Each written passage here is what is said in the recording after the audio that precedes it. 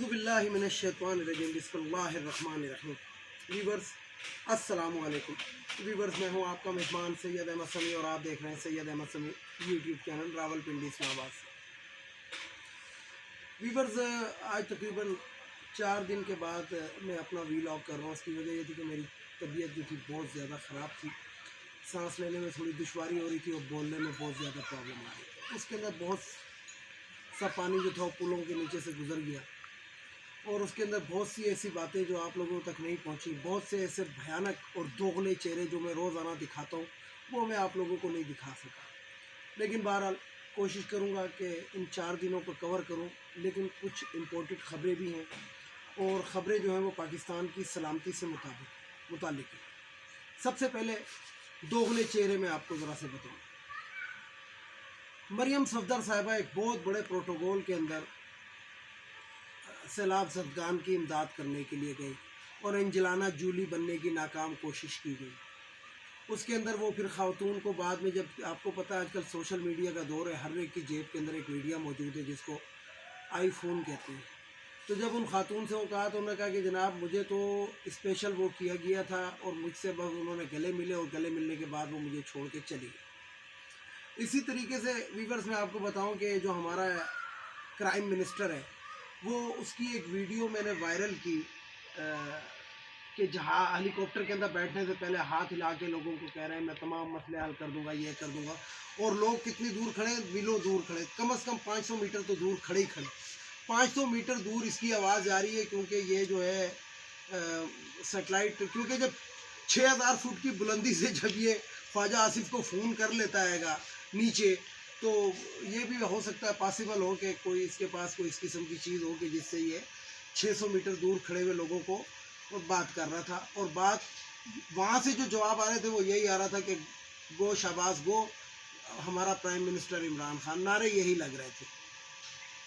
इसी तरीके से व्यूअर्स एक जेली खैमा बस्ती बनाई गई क्योंकि ये पहले भी शोबाजियाँ करता रहा। जब ये वज़ीर आला था तो लॉन्ग बूट पहन के और फलाने बूट पहन के पानियों में उतरता था। उस वक्त लाहौर में सैलाब नहीं आया लेकिन एक फ़ोटो सेशन करवाता था। तो इसी तरीके से एक जगह पे जेली खैमा बस्ती बनाई गई। उस जेली खैमा बस्ती में लोगों को बसाया गया और फ़ोटो शूट हुआ और उसके बाद खैमा बस्ती गायब। इसी तरीके से पाकिस्तान के जो ताजिर बरादरी है उनके ऊपर भी मैं कुछ बात करूंगा आपको कि जो प्लास्टिक की जो थैली थी जो रूफिंग के अंदर यानी कि छत की टपकने वपकने में जो इस्तेमाल की जाती है, जिससे बहुत से काम लिए जाते हैं, कवर्ड किया जाता है बारिश के अंदर, वो जो थी उसकी कीमत जो थी वो सैकड़ों गुना बढ़ गई रातों रात।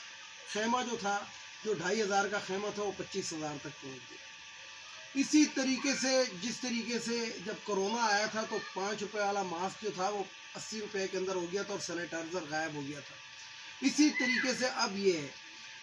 और मज़े की बात यह है कि जो लोग इमदाद दे रहे हैं और इमदाद के नाम पे किसी को कहते हैं कि जनाब आप इतने बोरी आटा हमें दे दें, हमने सैलाब ज़दगान की उसके लिए देना है, तो वो आटा भी 2 नंबर मिल रहा है जिसके अंदर वो चावलों का खशाक मिला के दे रहे हैं। यानी कि हर बंदा इस टाइम बेईमानी के अंदर टॉप के ऊपर आने की कोशिश कर रहा है। बिल्कुल उनकी कोशिश है कि जितना समेट सकते हैं वो समेट लें। और उसकी वजह यह है कि हमारे जो इम्पोर्टेंट्स हैं वो भी यही कह रहे हैं कि आइंदा तो इन्होंने कभी आना नहीं है, तो क्यों ना जो भी मिल रहा है, यानी कि दुनिया में पेट्रोलियम की मसनूआत कम हो रही हैं तो शहबाज शरीफ ने कहा ये जो पेट्रोल में मैंने इजाफा किया है सीने पे पत्थर रख के किया। इमरान खान खुशी से करता था, वो भी सीने पे पत्थर ही रखता होगा डेफिनेटली, लेकिन ये सीने पे पत्थर ऐसा रख रहा है कि 150 से 250 पर ले आया और अभी भी तस्कीन नहीं मिल रही। मुक्ता इस्माइल कहता है कि मैं तो इस महंगाई कम करने के लिए आया ही नहीं था। इसका मतलब खुद समझ लें। ये तो थी व्यूअर्स वो वाली बातें कि जो मैं एक आपको ये जो सैलाब के वो थे उसके दोगले चेहरे थोड़े से बता रहा था। सबसे भयानक चेहरा मैं आपको पाकिस्तान पीपल्स पार्टी का बताता हूँ कि सरजील इनाम मेमन वहाँ पे रेस्क्यू के इंचार्ज बनाए गए हैं जिन पे 40 अरब की करप्शन का मुकदमा है। तो बस इससे आगे मैं बात कुछ नहीं करूँगा।